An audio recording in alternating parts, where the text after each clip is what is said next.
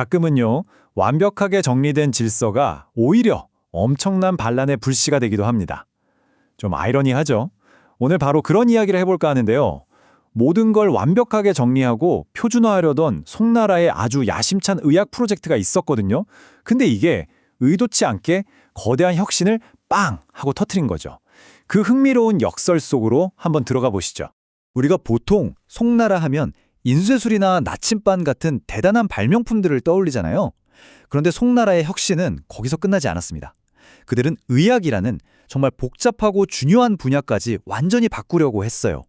바로 국가가 직접 나서서 의학 지식을 체계적으로 싹 다 정리하고 표준을 만들려는 어마어마한 시도를 했던 겁니다.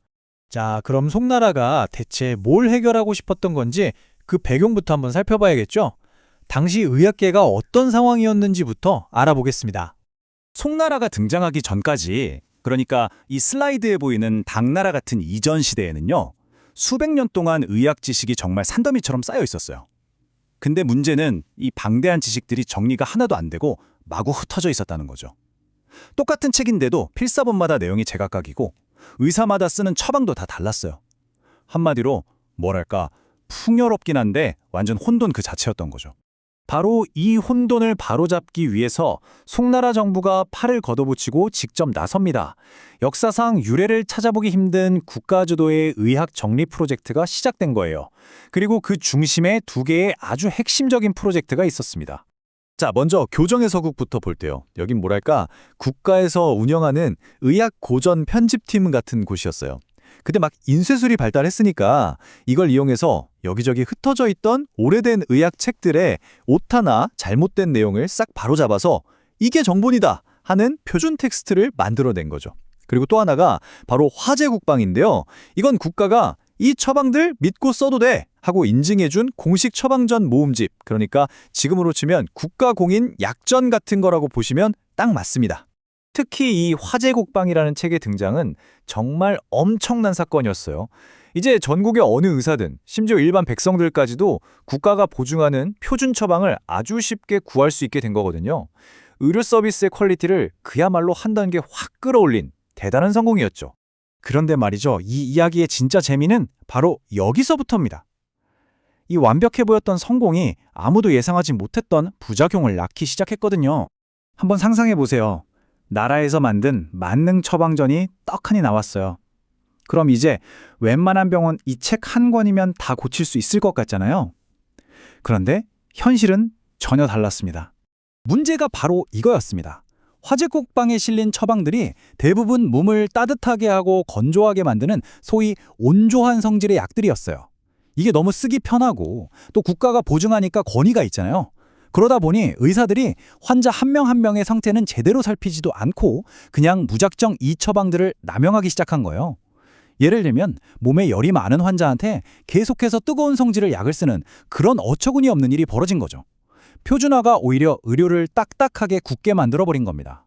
바로 이렇게 완벽한 정답이 만들어낸 이 새로운 문제에 맞서서 의학의 새 시대를 연 영웅들이 등장합니다. 국가가 제시한 표준의 정면으로 맞선 위대한 반란가들이었죠. 우리는 이분들을 바로 금원 사대가라고 부릅니다. 송나라가 망한 이후 금나라와 원나라 시대에 활동했던 4명의 전설적인 의학의 거장들이에요. 이들은 화제국방이 만들어낸 획일적인 치료 방식에 정면으로 도전장을 내밀었습니다. 이 표를 보면 정말 재밌는데요. 유한소는 아냐, 모든 병은 열 때문이야 라면서 차가운 약을 써야 한다고 했고, 장종정은 땀을 내든 설사를 식히든 해서 나쁜 기운을 몸 밖으로 확 몰아내야 한다고 주장했죠.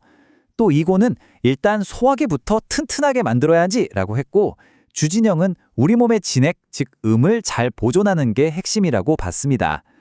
보세요. 전부 다 화제국방의 그 따뜻한 약만 쓰는 것과는 정반대의 길을 갔죠.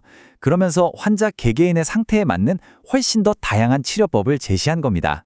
자, 그럼 우리는 송나라 의학이 남긴 유산을 어떻게 봐야 할까요? 그냥 의학을 한번 싹 정리했던 시대 정도로만 보면 될까요? 아니요. 그게 전부가 아닙니다.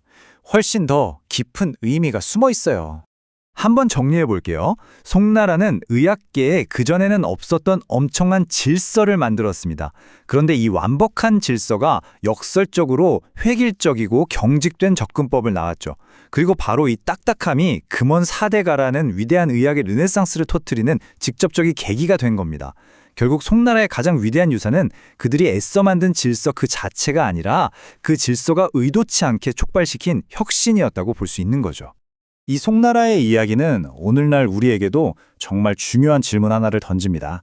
어쩌면 진정한 발전이라는 건 모든 걸 해결해주는 완벽한 정답을 찾는 데 있는 게 아니라 어쩌면 기존의 정답에 안주하지 않고 근데 이게 정말 최선일까? 라고 끊임없이 더 나은 질문을 던지는 데서 시작되는 게 아닐까요?